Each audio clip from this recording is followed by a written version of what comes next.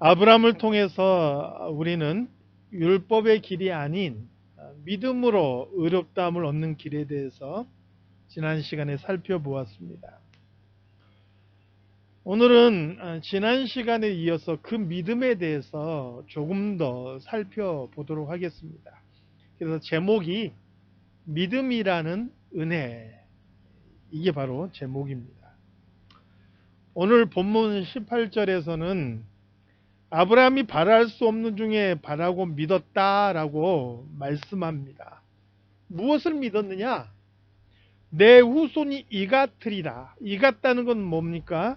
지난 시간에 살펴본 대로 하늘의 뭇별과 같이 많아지는 것을 말하는 거죠. 내 후손이 하늘의 뭇별과 같이 많아지리라. 이렇게 하나님께서 하신 말씀을 믿었다는 겁니다. 아직 아들이 없는데도 불구하고 당장 눈앞에 아들도 낳지 못해서 쩔쩔매고 있는데도 불구하고 내 후손이 하늘의 별과 같이 많아지리라, 이렇게 하신 하나님의 약속을 바랄 수 없는 상황 속에서도 바라고 믿었다는 것.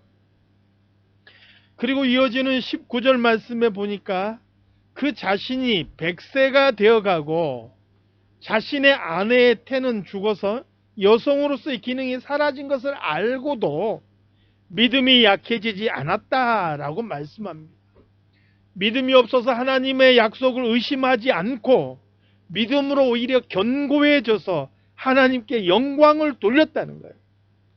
이것이 아브라함의 의로 여겨졌다라고 말씀하고 있습니다. 그리고 이것은 아브라함에게만 해당되는 것이 아니라 오늘날 믿음의 길을 가는 우리에게도 해당되는 길이다라고 성경이 말씀하고 있는 것이죠. 그런데 말입니다. 우리는 여기서 창세기 아브라함을 조금 더 들여다볼 필요가 있습니다. 아브라함이 정말 의심하지 않고 믿음으로 견고히 서서 하나님의 약속을 믿었는가 하는 것이죠. 사실 창세기를 들여다보면 조금 다른 모습이 보입니다. 바로 이스마엘의 존재가 그것을 증명하지요. 이스마엘이란 존재로서 아브라함이 조금도 의심치 않고 하나님의 약속을 믿었다라는 말에 우리는 의문을 던질 수가 있는 거예요. 하나님의 약속이 있었지만, 그리고 그 약속을 믿었지만, 그럼에도 불구하고 아브라함이 흔들렸다는 것을 보여주는 거죠. 그래서 그 아내 사라가 자신의 몸종 하갈을 통해서 아들을 낳자 이렇게 말했을 때 아브라함이 그 이야기를 슬쩍 받아들인 거예요. 그리고 하갈을 취해서 이스마엘을 낳은 것이죠. 그러나 이스마엘은 약속의 자녀가 아니었습니다. 하나님의 약속은요, 사라를 통해서 낳은 이삭을 통해서 내 자손을 번성하게 하겠다. 이게 하나님의 약속이었던 것이죠. 이 사건으로 인해서 하나님께서는 아브라함에게 무려 13년이라는 시간 동안 침묵을 하십니다.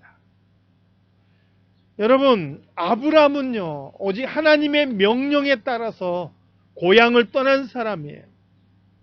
아무도 알지 못하는 낯선 땅, 이방인들의 틈 속에 그가 살게 되었는데, 그 이유는 오직 하나님의 명령에 따른 거예요.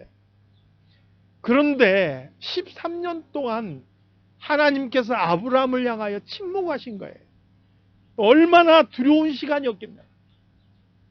하나님 외에는 내가 지금 의지할 대상이 없었는데 그 하나님께서 아브라함의 실수로 인해서 13년 동안 침묵하신 거예요.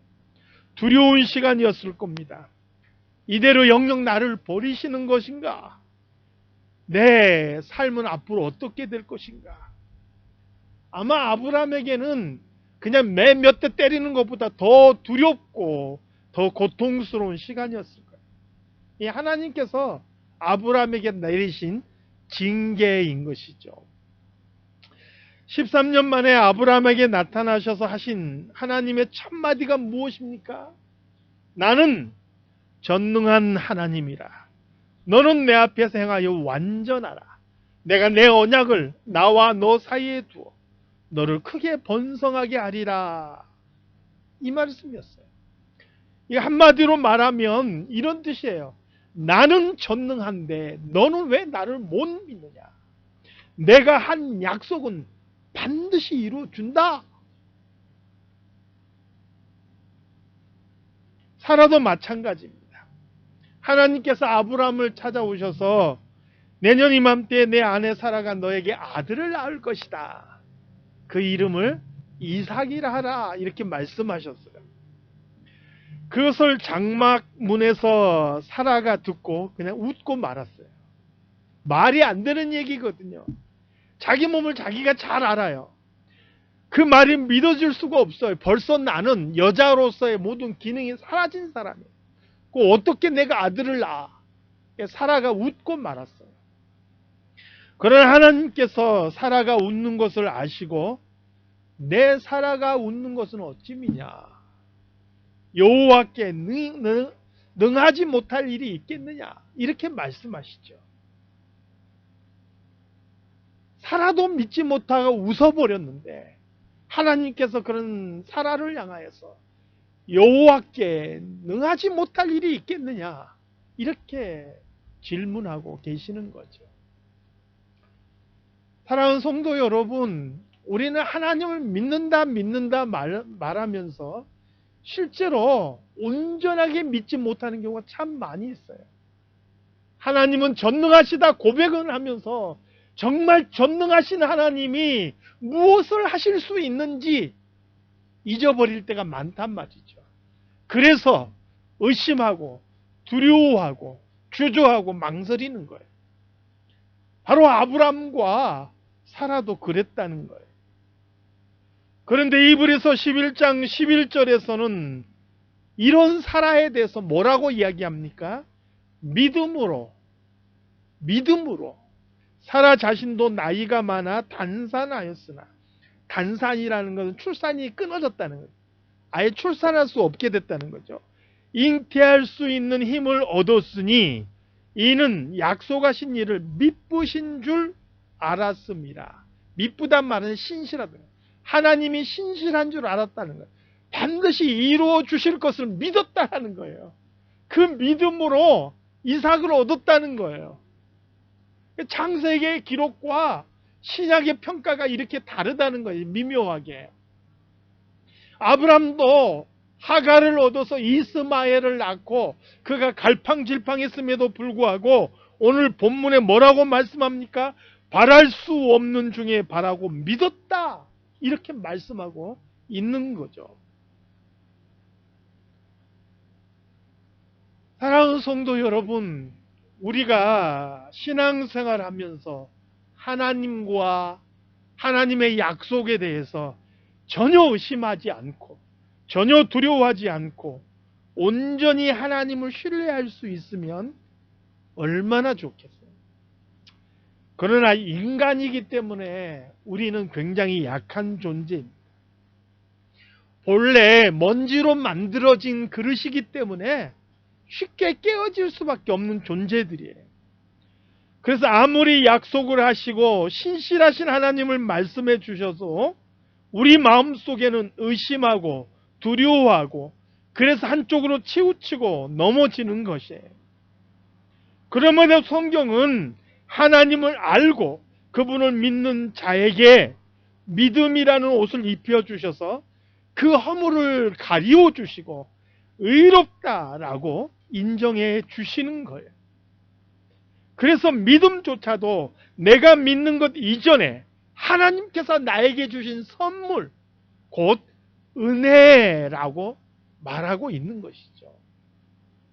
아브람도 실수가 있었고 사라도 실수가 있었고 의심했고 넘어졌지만 그럼에도 불구하고 그들이 하나님과의 관계 속에 있기 때문에 하나님을 믿는 그 믿음 안에 있었기 때문에 하나님께서 그 믿음으로 인하여서 그들의 허물을 덮으시고 의롭다라고 인정해 주셨고 그들이 넘어질지라도 가는 길이 하나님을 향한 길이었기 때문에 신약 성경에서는 그들이 믿음으로 승리했다라고 선언하고 있다는 것입니다. 우리가 예수 믿고 살면서 나는 죄 안 지었고 누구한테 피해 하나 준 적 없고 나는 깨끗하게 살았어, 이렇게 말하는 것은요, 교만이지요. 그 누구라도 죄에서 자유로울 사람이 아무도 없어요. 만약 그렇게 말하는 사람이 있다면 그것은 어떤 말과 똑같냐면, 나는 율법 하나도 범하지 않아서 깨끗하고 의로워, 나는 내 행위를 통해서 의로운 사람이 될 수 있어, 이렇게 말하는 사람과 똑같아요. 그런 사람은 믿음의 길이 아니라 율법과 행위의 길을 쫓는 사람인 것이죠. 하나님께서는 예레미야 선지자를 통해서 만물보다 거짓되고 심히 부패한 것은 마음이라. 누가 능히 이를 알리오마는 나 여호와는 심장을 살피며 폐부를 시험하고 각각 그 행위와 그 행실대로 보응하나니, 이렇게 말씀하셔요. 우리는 행위 이전에 벌써 부패한 마음에서부터 죄를 쫓아가는 사람들이에요. 미워하고 원망하고 불평하고 욕심내고 질투하고 시기하고 의심하는 게 내 마음속에 얼마나 많이 있는지. 그래서 우리는 행위 이전에 벌써 마음으로부터 죄를 짓고 사는 사람들입니다. 우리의 마음과 우리의 심장과 우리의 폐부를 낱낱이 살피시는 그 하나님 앞에서 의로울 사람이 누가 있겠나? 아무도 없다는 거예요. 그럼에도 불구하고 우리가 하나님을 알고 하나님을 믿는다는 그 하나만으로 하나님께서 예수 그리스도의 보혈로 우리의 허물을 덮으시고 너는 의로워, 이렇게 이야기해 주신다는 것.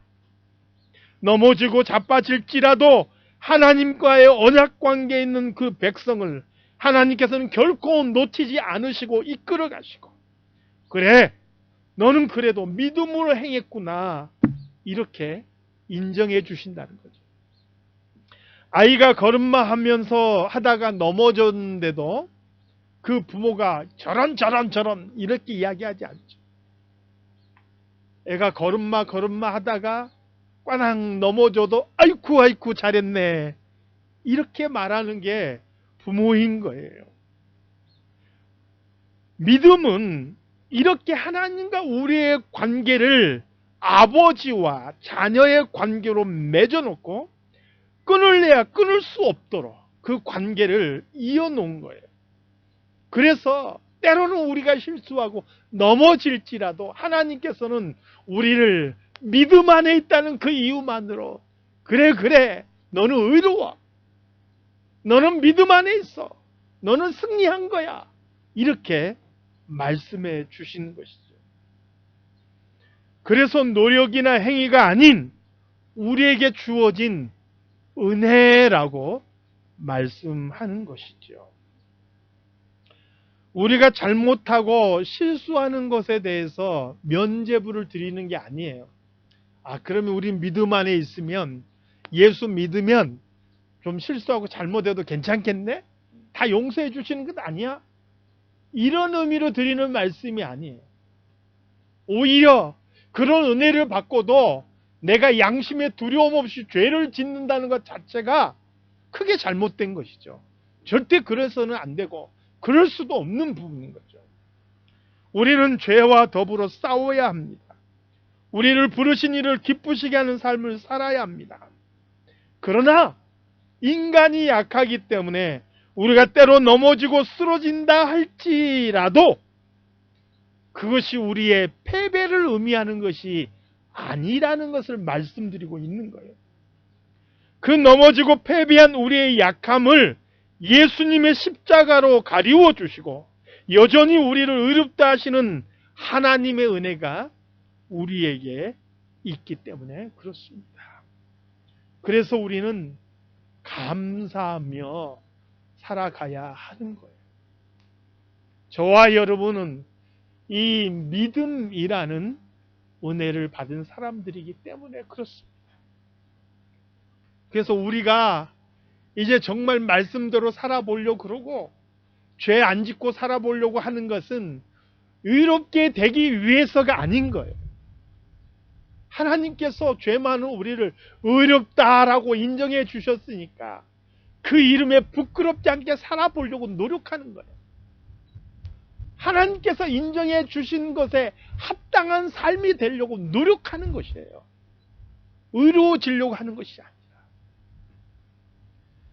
사랑하는 성도 여러분, 이런 은혜를 받은 사람으로서 우리는 감사하면서 그 이름에 부끄럽지 않게, 그 받은 은혜에 부끄럽지 않게 죄와 더불어 싸우며 살아갈 수 있는 저와 여러분이 다 되시기를 우리 주님의 이름으로 축원합니다.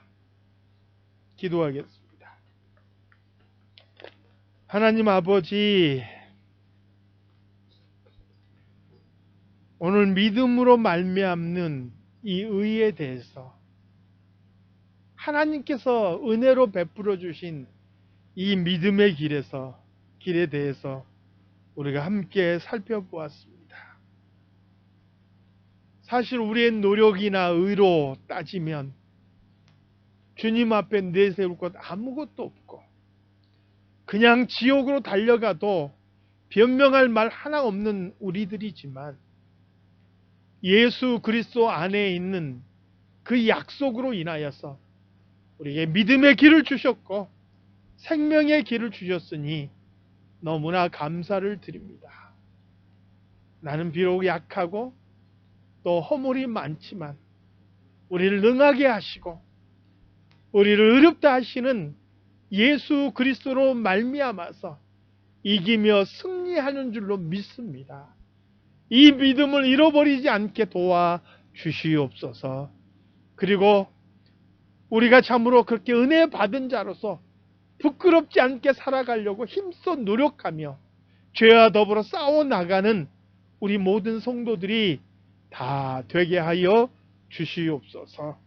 거룩하신 예수 그리스도 이름으로 기도드리옵나이다.